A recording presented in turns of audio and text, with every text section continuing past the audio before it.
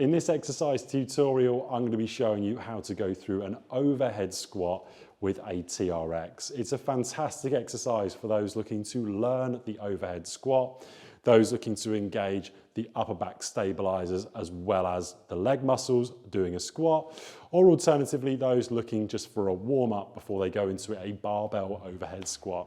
Now, first things first, when it comes into positioning, I want you to have the foam handles of the TRX in line with the front of your hips. So find your hip bone, that's where the handles are going to be, and make sure that the setup is completely straight so you've not got one handle that's lower than the other.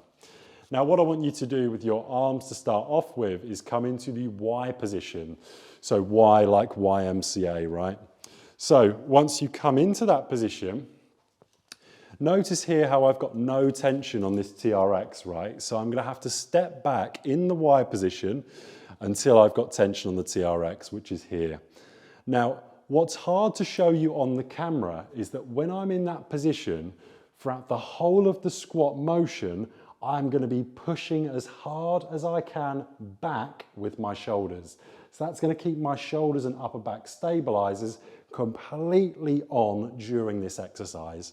So when I'm in this position, I am pushing my shoulders back as hard as I can. My feet come hip width apart. My feet are also pointing slightly out away from each other. I'm pushing as hard as I can back with my shoulders. I come down into my squat. I'm still pushing back as hard as I can, and I come back into my start position. I keep pushing back as hard as I can, come into my squat, and back to my start position. You would repeat that for your desired amount of sets and repetitions, and you'll notice very quickly if you're doing this, the upper back, the back of the shoulders should be absolutely on fire when you're doing this for longer repetitions.